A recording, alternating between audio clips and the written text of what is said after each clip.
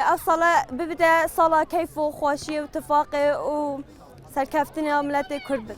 ام دیشلا که به نوروز خو گرنو ام جنگه پازن چونکه جنگه افریقا ام این صبح خزان آمده ات دوز باد جیرانت من تو کسو کار آمده این وری جنگه اکید آتشته که سرکیه.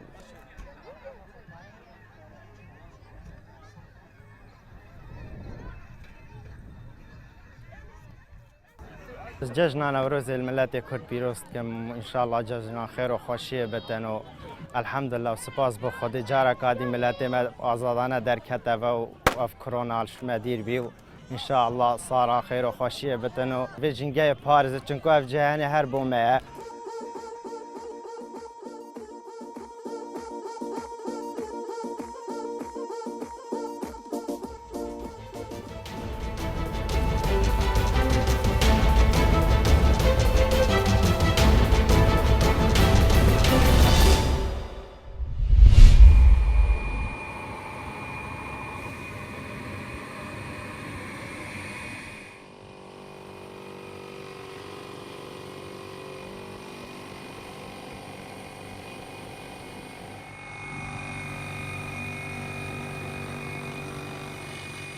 تۆکانمان دانە لە چاوەی فلینەکاندا دەنێژین دەبێ بۆ ماوەی 4-5 ڕۆژ بیبینە شوێنێکی گەرمەوە تا تەوەکان دەتەقێ دوایەوە کە تەوەکە تەقی دێنین لە شوێنێکی وەک ئێرەدا کە دەیبینن فلینەکان پەخش دەکەینەوە و نەشری دەکەین بۆ ئەوەی کە تاویان پێ بگا و گەشە بکەن و شەتڵێکی جوانمان هەبێ.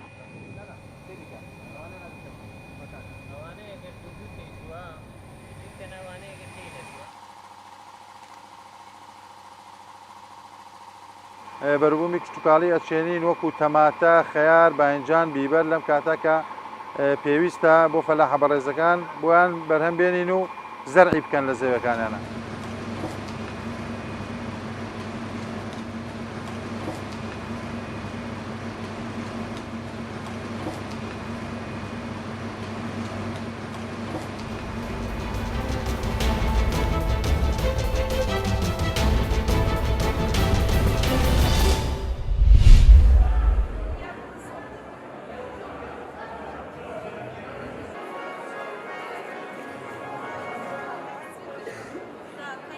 Мы отмечаем сегодня Навруз-Байрам.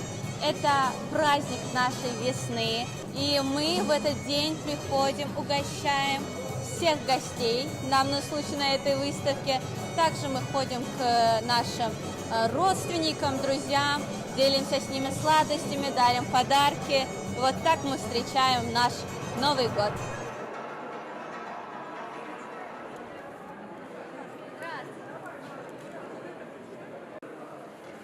Вот ни один праздник, конечно, тем более Навруз-Байрам не обходится без сладостей, а рядом со сладостями, конечно же, подается чай. Здесь мы представлены 30-40 позициями, чаем зеленым, черным, разные другие со вкусовыми добавками, фруктовые, травяные и так далее. Мы очень любим этот праздник.